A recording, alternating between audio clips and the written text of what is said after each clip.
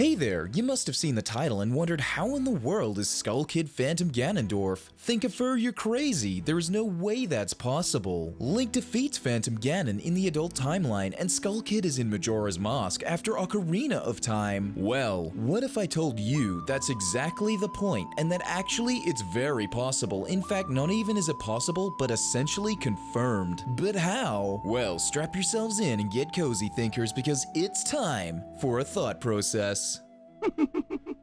Alrighty, so to prove the true identity of Phantom Ganon, we have to go back, way back, to almost the beginning of Ocarina of Time, back to the forests of the Kokiri. By now, it's probably common knowledge that when a person dies within the Lost Woods, they will return as a Stalfos. Perhaps, though, is a little fact less known that when a Kokiri dies, they return instead as a Skull Child. This is likely due to the fact they are immortal children. Now, keeping this in mind, think back to when Link completes the Mask quests of the Happy Mask Salesman, more specifically, the Skull Mask. When interacting with any of the female Kokiri whilst wearing the Skull Mask, we find out there was actually a Kokiri that existed, of whom actually hated their face. But when you try to find this Kokiri, there is actually no Kokiri to be found, stating they dislike their face, heavily implying that they left the village. Perhaps a darker fate befell this immortal Kokiri child. What if they disliked their face so much that they decided they no longer wanted to live as a Kokiri and went into the Lost Woods to let their mortal form die and change, taking on the form of a Skull Child? The same Skull Child we just happened to give the Skull Mask to. You see, the thing is, when Link finds Skull Kid, Navi states he seems unhappy to have no face. When Link interacts with Skull Kid with the Skull Mask equipped, Skull Kid states he wants the mask, saying it will make him look more tough. After selling him the Skull Mask, Link and Skull Kid will become friends. Incidentally, on a side note, Link and Skull Kid also share another bonding moment when they play Saria's song together. Now, you must be all yelling the question, but how does this prove Skull Kid is Phantom Ganon? Indeed, that is the question I am answering. However, just bear with me a little longer. It will all make sense in a moment.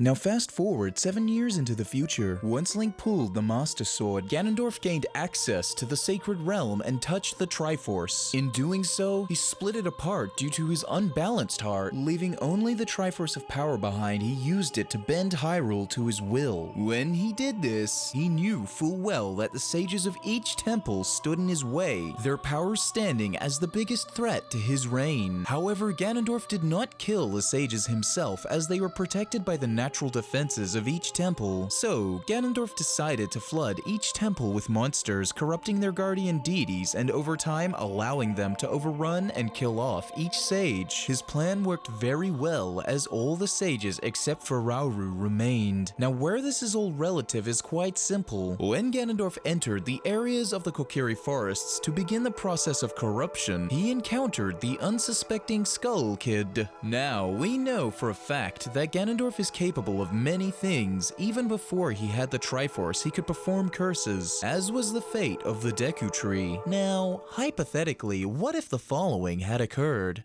Ganondorf, malicious and cunning, gained knowledge of the friendship Link had with Skull Kid. So, as part of an evil scheme, he decided to pit Link's friend against him by corrupting the very symbol of their friendship, the Skull Mask, trapping the unfortunate Skull Child in a cursed state, the form we all know and do battle with. Phantom Ganon. Now I know this is all speculation. Is there any evidence to give this idea weight at all? Well, firstly, let's look at how Ganondorf would have placed the alleged curse on Skull Kid's mask. For any kind of mask to have the ability to transform its wearer, it needs a very specific offering, a soul.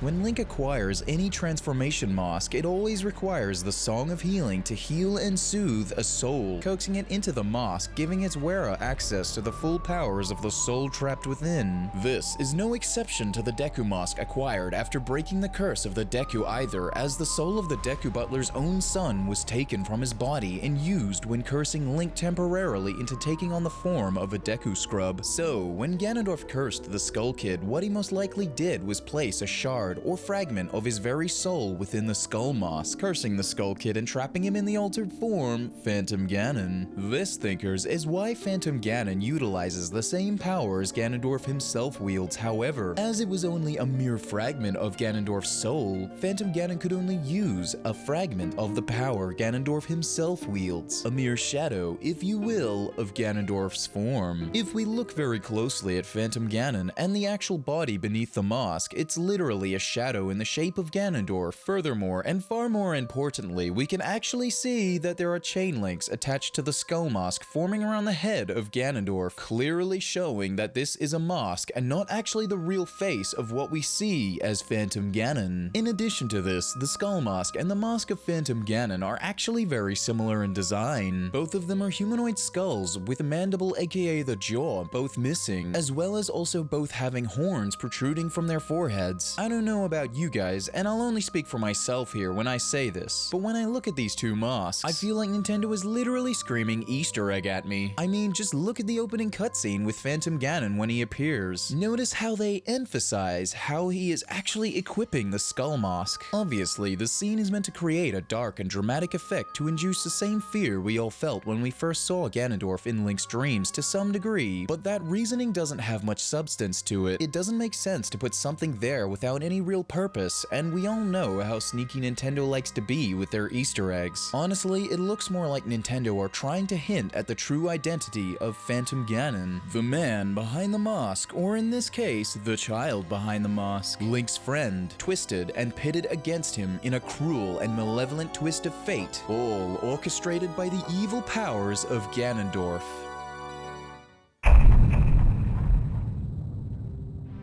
When Link slayed the monsters and evil pervading the haunting corridors of the Forest Temple and defeated Phantom Ganon, Ganondorf himself would speak telepathically to both Link and Phantom Ganon. Notice that he compliments Link for his victory and chastises his supposed creation, calling it useless, and banishes it, or rather, he banishes the Skull Kid to the gap between dimensions. Now, just what is this gap between dimensions? I've checked a lot of maps, I've played many different Zelda games, and there's only one real place that comes to mind for me clearly. It's that weird dark place in Majora's Mask that Link passes through, where he enters Termina only to be cursed by none other than Skull Kid? Truly, it's a twisted and dark irony that Ganondorf would curse Skull Kid with a transformation mask and send him to the unknown worlds of Termina. It's no wonder the Skull Kid cursed Link to suffer the same fate he did as a prank when Skull Kid attained the Mask of Majora. For Majora to even begin to manipulate someone, it would require a large amount of strong feelings. In Skull Kid's case, these feelings consisted of betrayal, loneliness, abandonment, and anger. All of these feelings make complete sense if you think about it, just using Link as an example. After he defeated Skull Kid in phantom form, Skull Kid felt he lost a friend, so Majora influenced him into taking those feelings out on Link. And how? By stealing his horse and leading him into an unknown world with no friends and cursed to be trapped in an altered shape not entirely his own. Sound familiar, perhaps?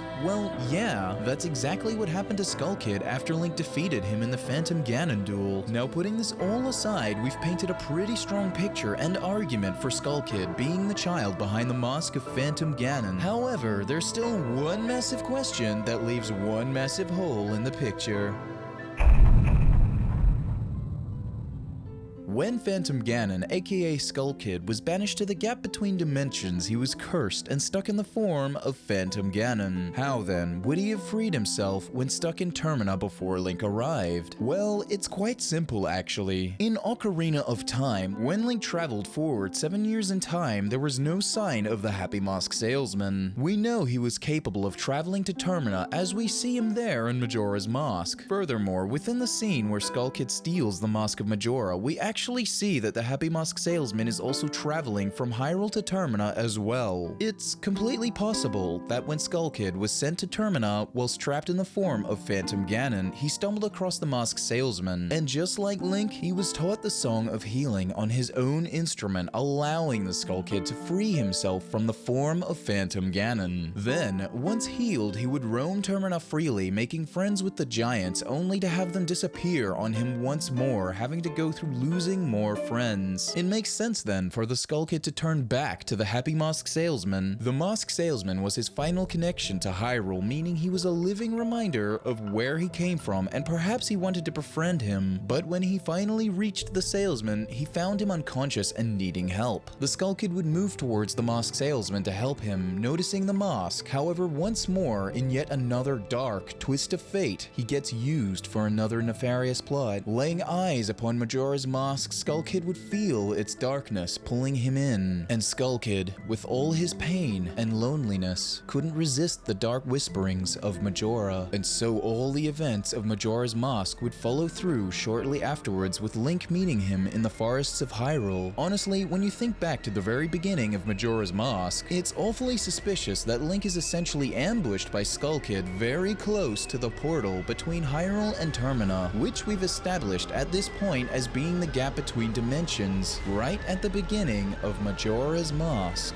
It's almost like all of this was planned or premeditated. Skull Kid was already in possession of Majora's Mask at this point, or rather, the mask was in possession of Skull Kid. It played on his emotions, preying on them, and most likely it influenced Skull Kid to take out his anger at losing to Link in the Forest Temple, twisting and turning his perception of that confusing moment into a perceived idea of betrayal of their friendship by crossing blades at the Forest Temple during the Phantom Ganon boss fight. Now, with all these facts on the table, not only is it possible that Skull Kid is Phantom Ganon, but it's actually completely solidified within game lore. Regardless, one final question remains and haunts me after thinking all this through. Just what happened to the Phantom Ganon transformation mask? That, thinkers, is a question I'll have to save for another video. It's been one hell of a fun time working through this theory. Thank you all so much for watching. Let me know what you think in the comments below. If you liked the video, hit the like button, and by all means subscribe and click the bell icon to get updates when I post new theories. Oh, and one last thing, but if you want to support my content in other ways, well, for just $1 a month, you can join as a member on my Patreon page and get access to behind-the-scenes content, special Discord access, and potentially have your own name in the credits of videos. Or alternatively, you can get something you can wear with confidence, like a shirt from my online store. Anyway, I'll leave that all up to you to decide. It's been fun, thinkers. Time to sign out and play some video games. I'll see you all in the next video. Bye-bye.